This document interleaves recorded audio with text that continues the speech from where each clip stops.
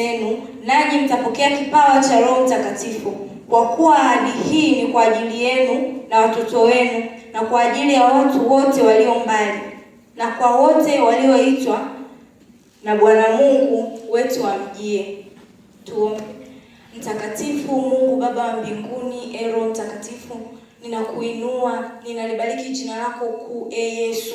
Wewe uliye mwema, uliye mwaminifu, uliye mkuu. Tunakuinua sasa, Bwana wa majeshi, kwa maana umekuwa pamoja nasi, umetembea nasi, na huu ni muda tena uko pamoja nasi mahali hapa. Uwepo wako ndio uzima wetu, uwepo wako ndio faraja yetu, uwepo wako ndio ukuu wetu. Sasa tunalitukuza jina lako, maana umesimama na sisi katika vipindi vyote vilivyopita mbele yetu, na hiki ni kipindi ambacho wewe Mwenyezi Mungu tunakwenda kusikiliza neno lako. Ninaomba Bwana Yesu unitumie kama chombo, ninaomba unitumie kama chombo. Mnenaji mkuu uwe ni wewe, lakini Bwana Yesu huisha nafsi za watumishi wako kupitia neno hili, likachangamane na imani zao, likachangamane na imani zao. Ninakutukuza, ninakuinua Mungu, maana umesema tukiomba katika jina la Yesu tunapokea, kwa utukufu wa jina lako takatifu. Amen. Amina. Bwana Yesu asifiwe. Bwana asifiwe sana. Bwana Yesu asifiwe. Bwana asifiwe sana. Nimekusomea hii mistari miwili kutoka kwenye Matendo 2 mstari wa 38 na wa 39 kutaka kukuonyesha kitu kimoja. Bwana Yesu asifiwe. Neno letu linasema kwamba, au kichwa cha somo kinasema, mambo yanayozuia utendaji kazi wa Roho Mtakatifu maishani mwetu. Mambo yanayozuia utendaji kazi wa Roho Mtakatifu maishani mwetu. Mambo yanayozuia nguvu ya Roho Mtakatifu kutenda kazi kwenye maisha yetu. Mambo yanayozuia nguvu ya Mungu kutenda kazi katika maisha yetu. Bwana Yesu asifiwe. Bwana asifiwe sana. Yesu anawaambia watu kwamba tubuni, maana ufalme wa mbinguni umekaribia, au ufalme wa Mungu umekaribia. Maana nyingine anawaambia kwamba tubuni ili mumruhusu Roho Mtakatifu atende kazi katika maisha yenu. Tubuni ili mumruhusu Mungu aanze kuoperate kwenye maisha yenu moja kwa moja. Bwana Yesu asifiwe. Bwana Yesu asifiwe sana. Na ndio maana nimekusomea hii mistari, anawaambia kwamba tubuni mkabatizwe kila mtu kwa jina lake Yesu, nanyi mtapokea kipawa cha Roho Mtakatifu. Bwana Yesu asifiwe. Kumbe katika kutubu, mtu anapotubu anaanza kumwarau Roho Mtakatifu kuingia kwenye maisha yake, kuanza kutenda kazi na yeye. Bwana Yesu asifiwe sana. Bwana asifiwe. Ni watu wengi, ni Wakristo wameokoka, lakini fortunately nguvu ya Roho Mtakatifu haionekani kwenye maisha yao. Bwana asifiwe sana. Nguvu ya Roho Mtakatifu haitendi kazi kwenye maisha yao. Nguvu ya Roho Mtakatifu haionekani, na bado wanashangaa ni nini. Bwana Yesu asifiwe. Bwana asifiwe sana. Kama mtu uliyeokoka ama Mkristo, unapaswa kuwa na nguvu ya Roho Mtakatifu kila mahali, au nguvu ya Mungu kila mahali. Unapokuwa, unapotembea, unaposoma, unapoimba, kila unachokifanya, nguvu ya Roho Mtakatifu inatakiwa ionekane kwenye maisha yako. Bwana Yesu asifiwe. Wapo watu nguvu za Roho Mtakatifu zinaonekana tu akiwa kanisani, lakini akiwa kwenye mazingira mengine nguvu ya Roho Mtakatifu haionekani kabisa, au haipo kabisa kwenye maisha yake. Bwana Yesu asifiwe. Watu wengine wanamuinua Mungu wakiwa tu kanisani, lakini wakiwa huko nje ya kanisa Mungu hawana mpango naye tena. Bwana Yesu asifiwe. Bwana asifiwe sana. Neno la Mungu linasema Mungu ukimweka mbele na yeye anakuweka mbele. Mungu ukimweka nyuma na yeye anakuweka nyuma. Bwana Yesu asifiwe. Bwana asifiwe sana.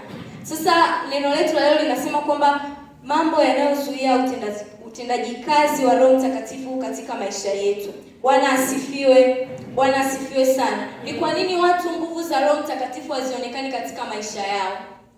Jambo la kwanza ni maisha ya dhambi. Bwana Yesu asifiwe. Hiki ni kitu ambacho kila mtu anakijua kwamba nikitenda dhambi lazima nitengwe na uso wa Mungu. Nikitenda dhambi lazima niwe mbali na Mungu. Bwana Yesu asifiwe. Hauwezi ukawa karibu na Mungu kama ukiwa ni mtu wa dhambi. Hauwezi ukawa karibu na Mungu kama ukiwa ni mtu ambaye una makando kando. Bwana Yesu asifiwe sana. Bwana Yesu asifiwe. Neno la Mungu linatuambia, Bwana Yesu anaambia kwamba tubuni mkabatizwe. Bwana Yesu asifiwe. Bwana asifiwe sana.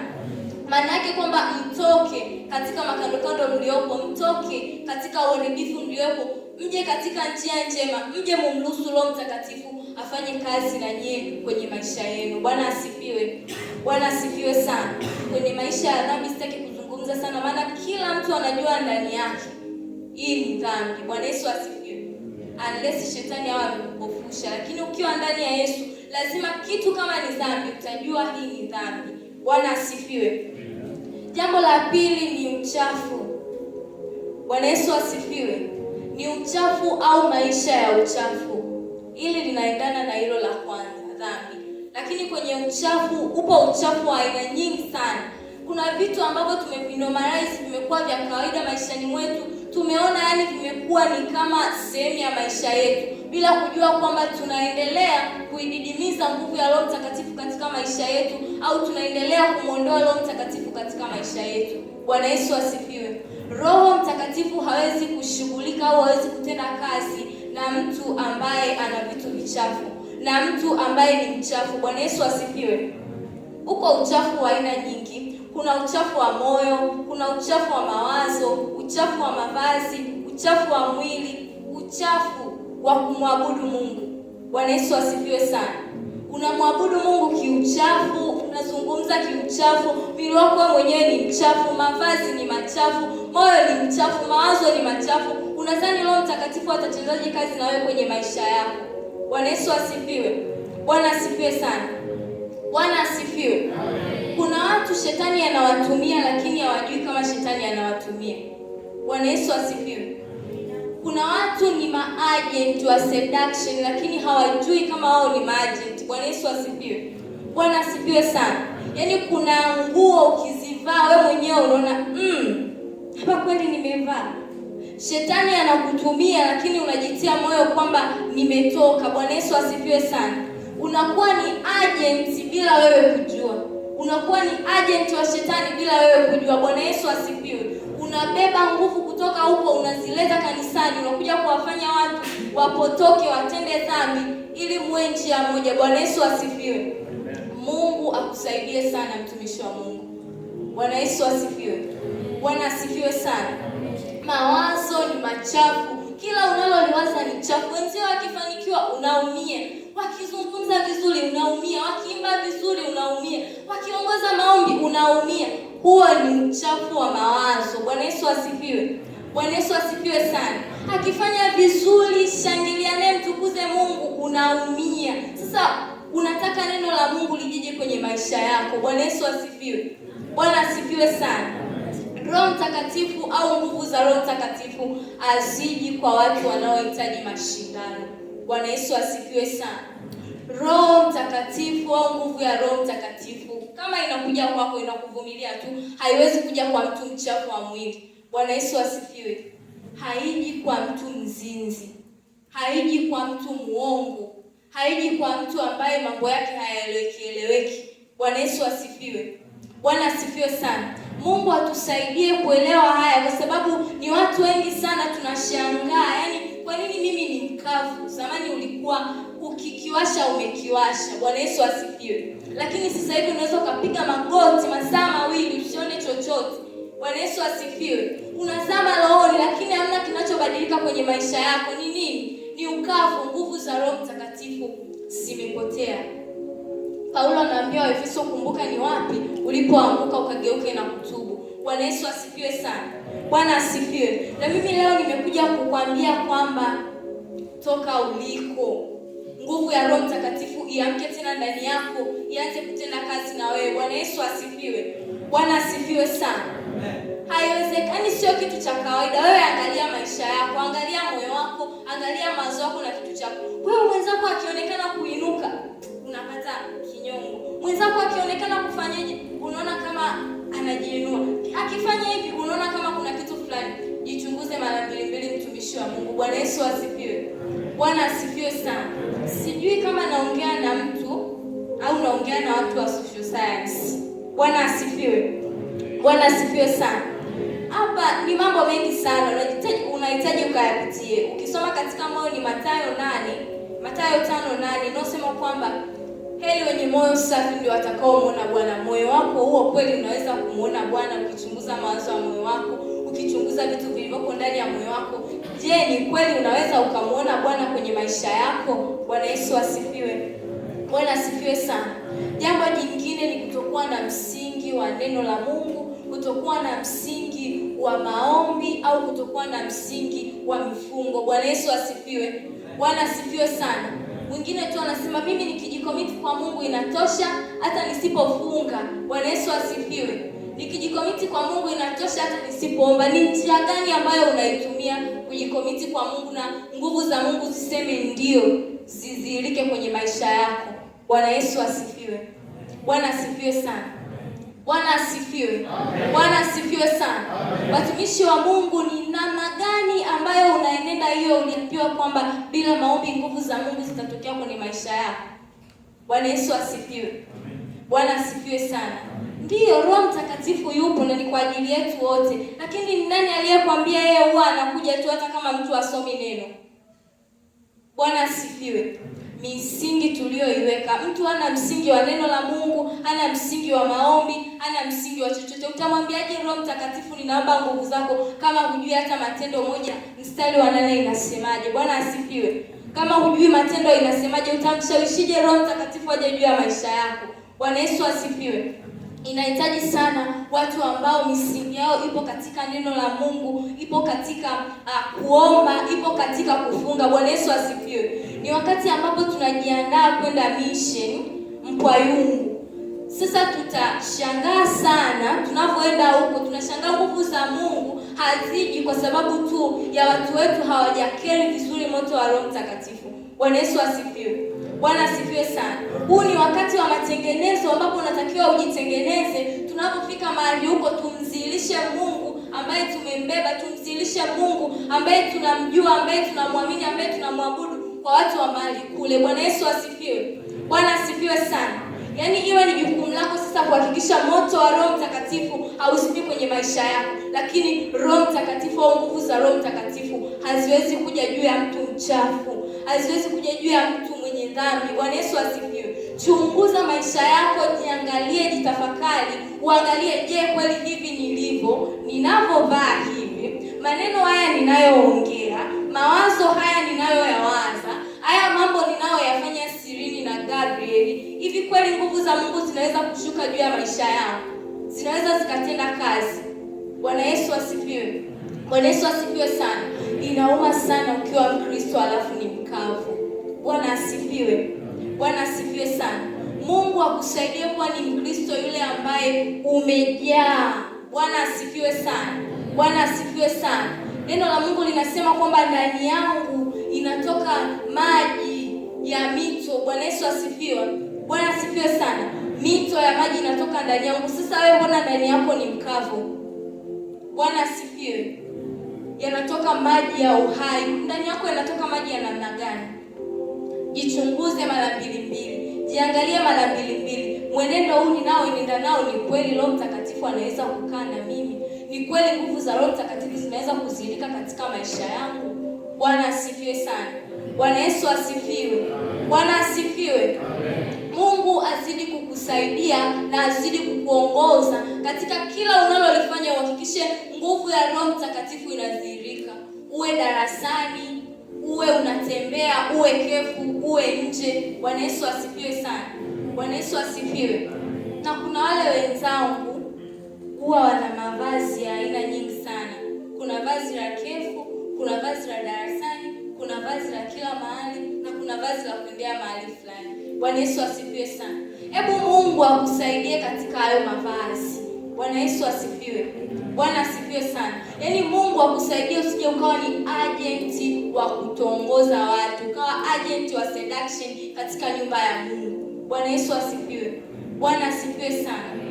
Mungu awabariki na awaongoze katika kuwa na moto wa Roho Mtakatifu katika maisha yenu ya kila siku.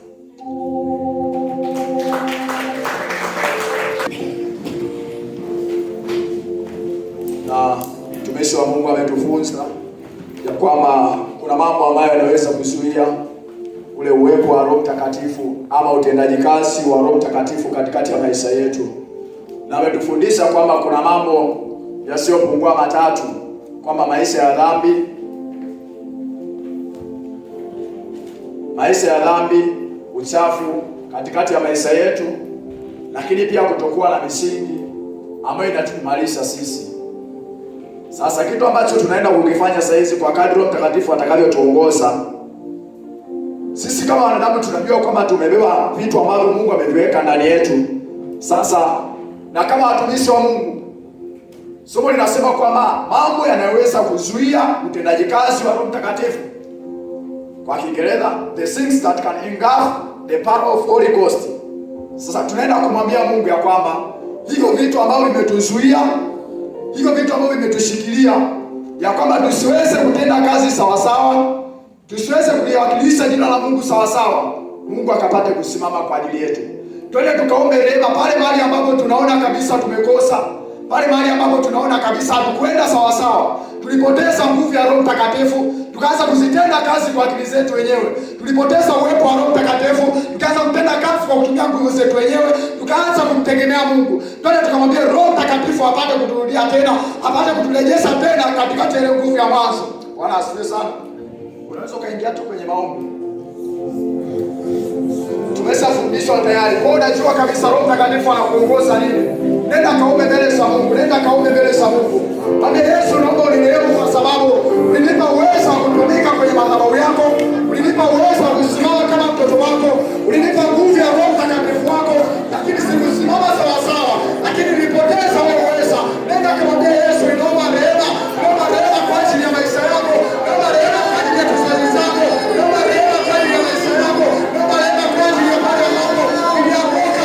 Nenda mbele za Mungu kaombe rehema. Mwambie Yesu, naomba unitetee. Mwambie Yesu, naomba rehema zako zikapate kwa mbele yangu.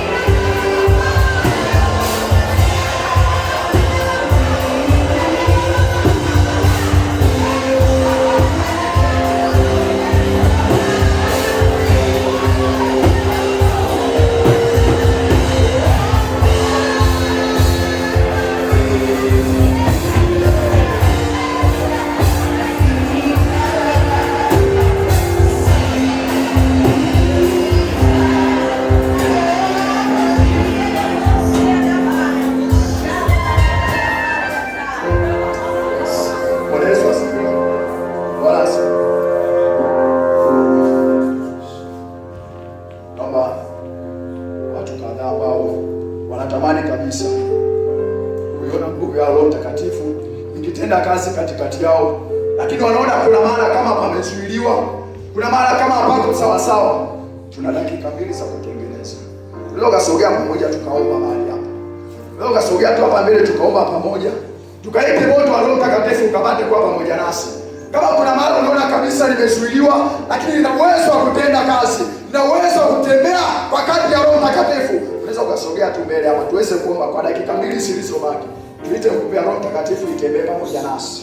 Pale mahali uliona umezuiliwa, twende tukamwambie Mungu apate kuachilia njia ambayo utakwenda kutembea nayo. Dakika mbili. Sema Bwana Yesu. Unaweza ukatamka tu kwa sauti kuu. Sema Bwana Yesu. Na ufalme wa mbinguni unatekwa na watu wenye haki, tena wenye nguvu, sio watu wanyonge. Na hakuna kiumbe kinyonge ambacho kitaingia ufalme wa Mungu. Hapana kiumbe ambacho ni dhaifu kitakaoteka ufalme wa Mungu. Ufalme wa Mungu unatekwa na watu wenye nguvu na watu wenye haki. Sema Bwana Yesu. Bwana Yesu, niko mbele zako, naomba rehema zako, naomba maongozi ya Roho Mtakatifu wako, naomba uweza wa Roho Mtakatifu wako utembee pamoja nami, ukatende kazi pamoja nami katika jina la Yesu, katika jina la Yesu. Roho za mazoezi ninazikataa katika jina la Yesu. Roho Mtakatifu wako awe pamoja nami, akaniongoze, akatembee pamoja nami mahali palipozuiliwa. Kuanzia sasa nakataa, nafungua kwa jina la Yesu, kwa jina la Yesu, kwa jina la Yesu, kwa jina la Yesu. Dhambi iliyonikamata, iliyonizuia, Roho Mtakatifu asitende kazi ndani yangu kuanzia sasa ninaikataa. Sio mahali pake, sio mahali pake. Hata kama nilitamka ya kwamba ni ya kwangu, kuanzia sasa ninakataa. Sio ya kwangu, sio ya kwangu. Mimi na kizazi changu, mimi na kizazi changu, mimi na kanisa la kwangu, hiyo dhambi sio sehemu ya maisha yangu, sio sehemu ya maisha yangu, katika jina la Yesu, katika jina la Yesu, katika jina la Yesu. Unaweza ukaingia mbele za Mungu kumwambia Mungu asante kwa ajili ya nafasi ambayo amekupa sasa kutengeneza. Mwambie Yesu asante kwa ajili ya uwezo wa Roho Mtakatifu wako ambao umenijalia kuja mbele zako sasa na kutengeneza